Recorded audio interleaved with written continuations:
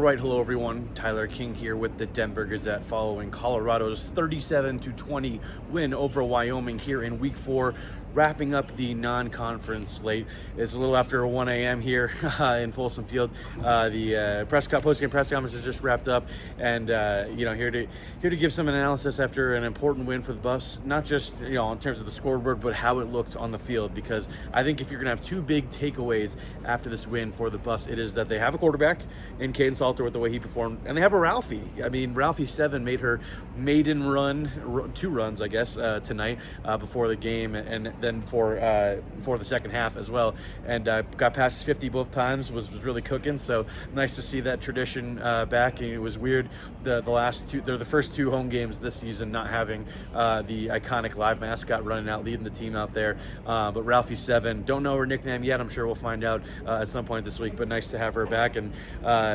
we'll have Ralphie back the rest of the way this season. A bunch of home games left this season, starting next week, late Saturday night. That didn't seem to bother the new Ralphie, as Coach Prime was calling her in the post-game press conference.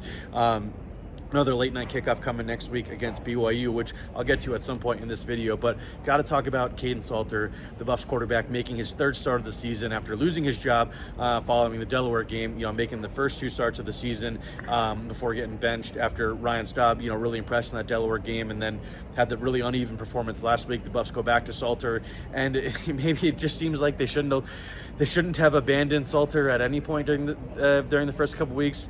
Obviously, don't know fully what's going on behind the scenes. That maybe there was something that Kaidon need to work out in terms of winning over the locker room and being that consistent leader that this team needs, because that's what Coach Prime was saying in the lead-up to this game this week, that he wanted to see leadership and consistency, and at least on the field that's what Salter showed. Buffs didn't score on their opening drive, but then got points on the next 3 drives, and then had that big quick touchdown to start the second half. So early and often this offense was kind of moving the ball downfield, and just seemed like Kaidon Salter was a different guy. Like I didn't think he played too bad in the opener against Georgia Tech. Like it was not a complete performance, and there were definitely some things to work on. The Buffs wanted him to run the ball a little bit more, which he did tonight, as leading the team in rushing. I think he had close to 90 yards. A good chunk of that came on that touchdown he had at the end of the game. But he just looked like a different guy throwing the ball down the field too, taking chances,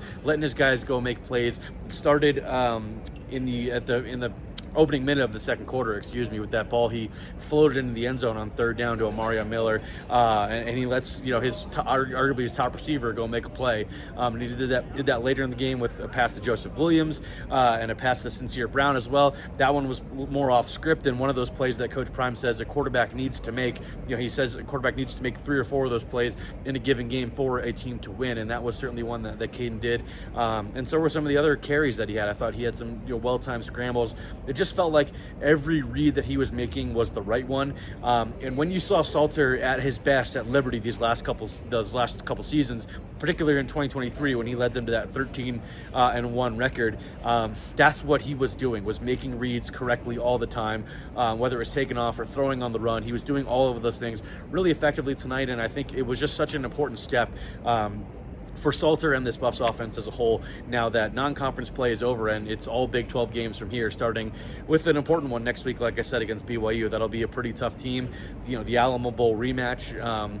Maybe in hindsight, you would have liked to have just stuck with Salter, so we had 4 full games going into this next week's game. But the Buffs are where they are, and I think obviously they have their guy going forward now, and Kaidon Salter would have to do something maybe pretty drastic in the negative sense to lose this job again. But I think he proved why the Buffs went out and got him this year, and why they weren't just eager to turn the keys over to Juju Lewis, the freshman, right away this year, and why they felt like a veteran guy like Salter, a capable, established guy who's won a lot of games in college, was the right guy for this season.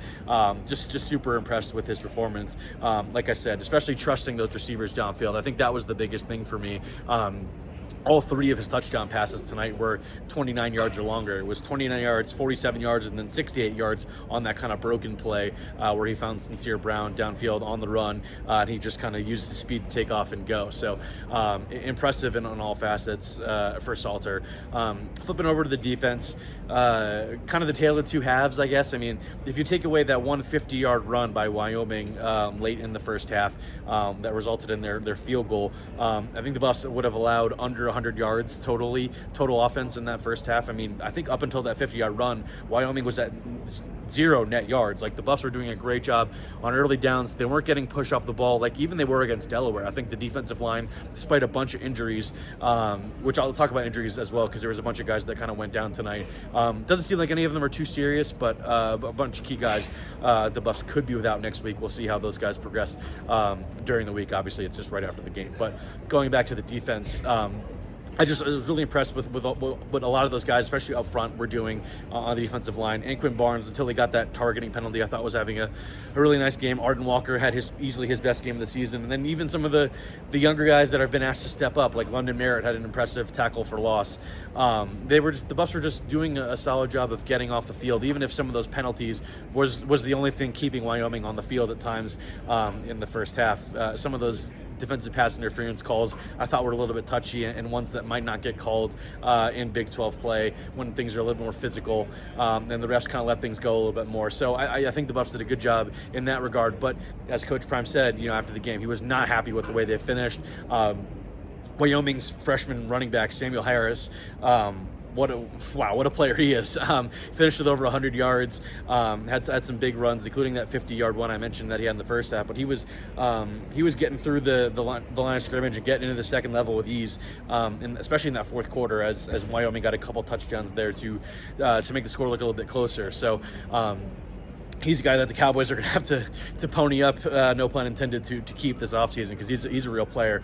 So I think that had to do with it as well. But I think the Buffs defense kind of took their foot off the gas, which this will be the last time this year likely that they'll be afforded that opportunity, because I think every game the rest of the way in Big 12 play is going to have its own unique challenge. And I'm not sure if we're going to see many games where the Buffs are just kind of running away with things like they were at times tonight. Like, I think that, and then that's also part of what goes back to the offensive performance as well. Like, they were able to build the lead going into halftime. They took advantage of some key possessions and got points on the board when they needed to, with some longer drives, but also some quicker drives as well, just kind of making those big explosive plays that we didn't see at all last week and only saw in spurts a little bit in the first 2 weeks. So just an overall, I think, encouraging performance for the Buffs. I thought it was going to be a much closer game. I wasn't sure what the offensive performance was going to have in store, and I just had to be super impressed by what Kaidon Salter did at quarterback and kind of retaking hold of the position that was his to start the year, and now it's going to be his for the rest of the year, unless, like I said, something pretty drastic happens. So it seemed like he found his new confidence level, and that's what the Buffs need, because they're gonna need to play their best at every week going forward to win some of these games, because BYU's not going to be easy next week.